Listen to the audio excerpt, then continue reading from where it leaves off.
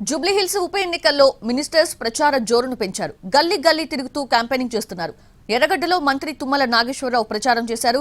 గత ప్రభుత్వంలో జరిగిన విధ్వంసాన్ని ప్రజా ప్రభుత్వంలో సరిదిద్దే ప్రయత్నం చేస్తున్నామన్నారు.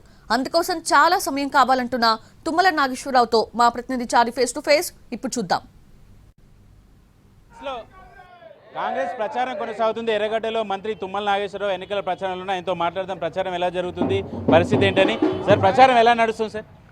చాలా జోరుగా నడుస్తుంది చారి గారు. ఉత్సాహంగా ఉన్నారు. వీళ్ళందరూ లోకల్, ఈ డివిజన్ వాళ్ళు. బయట నుంచి ఒక్కళ్ళు కూడా రాలా, మా చైర్మన్ తప్ప.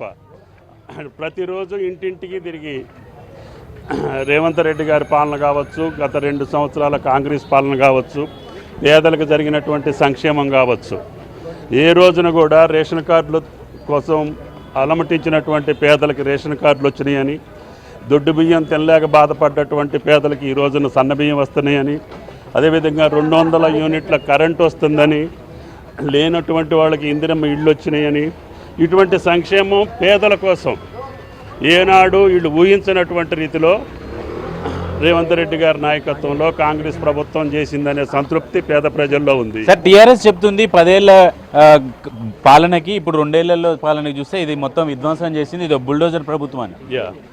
అందుకని వాళ్ళు వినాశనం చేసినటువంటి వ్యవస్థలన్నింటినీ, విధ్వంసం చేసినటువంటి వ్యవస్థలన్నింటినీ సరిదిద్దడానికి ఇంకా చాలా సమయం కావాలి.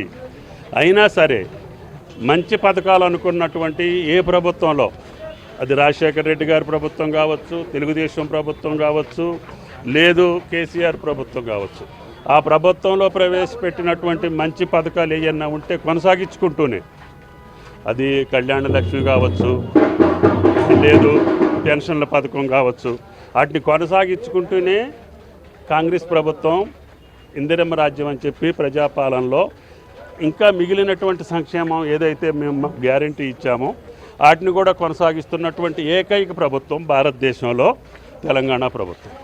ఎక్కడా కూడా సన్న బియ్యం పేదలకి ఇన్ని లక్షల మందికి ఈ ఒక్క డివిజన్లోనే, ఒక్క నియోజకవర్గంలోనే 15,000 మందికి కొత్తగా రేషన్ కార్డులు వచ్చినాయి. ఆ రకంగా అందరూ ఈ రోజున పేద ప్రజలు వాస్తవంగా సుభిక్షంగా ఉన్నారు. కొన్ని శాశ్వతమైనటువంటి పనులు చేయాల్సినటువంటి పని ఉంది. ఆ అభివృద్ధి కార్యక్రమాలు ఒక పక్క, సంక్షేమం ఒక పక్క నడుస్తుంది. కాబట్టి ఈ ఎన్నికల్లో ప్రజలందరూ కాంగ్రెస్ ప్రభుత్వాన్ని ఆశీర్వదించాలని చెప్పి సుముఖంగా ఉన్నారు. అది రేపు మీకు 11వ తారీఖున నిరూపణ అవుతుంది. సార్, ఎన్నికల ప్రచారంలో ఇప్పుడు బీఆర్ఎస్ బీజేపీ ఒకటని, లేదు కాంగ్రెస్ బీజేపీ ఒకటని, ఇలాంటి చర్చ యాక్సెప్టెన్సీ ఉంటుందా సార్? జనానికి సంబంధం లేని అంశం అది. కానీ మొన్నటి పార్లమెంట్ ఎన్నికల ఫలితాలు చూసిన తర్వాత ప్రజలు భ్రమపడుతున్నారు. ఇక్కడ బీఆర్ఎస్కి 3వ ప్లేస్ వచ్చి బీజేపీ గెలవటం అంటే ఎవరు ఓట్లతో వాళ్ళు గెలిచారనేది. కాంగ్రెస్ పార్టీ కొద్ది ఓట్లతోటి ఇదయింది. అయినా కాంగ్రెస్కి మెజారిటీ వచ్చినటువంటి నియోజకవర్గం. Thank you sir, thank you very much. మొత్తానికి గ్రేటర్ ఎన్నికల ఫలితాలు ఎప్పుడు ఎలా ఉంటున్నాయో తుమ్మల నాగేశ్వరరావు చెప్తున్నారు. ప్రతి ఎన్నికల్లో కూడా ఏ పార్టీ అధికారంలో ఆ పార్టీకి అనుకూలమైనటువంటి వాతావరణం ఉంటుందని చెప్తున్నారు. జూబ్లీహిల్స్లో ఖచ్చితంగా కాంగ్రెస్ పార్టీ గెలిచి తీరుతుంది అనేటువంటి అభిప్రాయంతో తుమ్మల నాగేశ్వరరావు ఉన్నారు. కెమెరామెన్ శ్రీనివాస్ గౌడ్తో చారి, ఎన్టీవీ, హైదరాబాద్.